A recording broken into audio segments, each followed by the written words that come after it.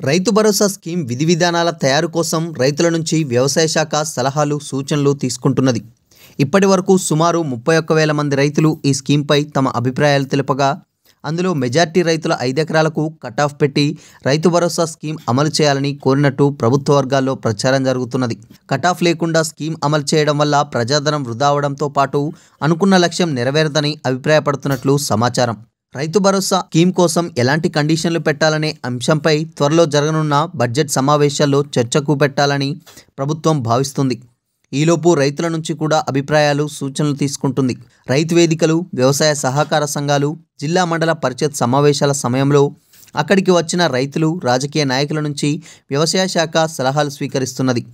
ఇప్పటి వరకు సుమారు 31,000 మంది నుంచి లిఖితపూర్వకంగా సలహాలు సేకరించినట్లు తెలిసింది. అందులో మెజార్టీ మంది 5 ఎకరాలకు కట్ ఆఫ్ పెట్టి రైతు భరోసా స్కీమ్ అమలు చేయాలని చెప్పినట్లు సమాచారం.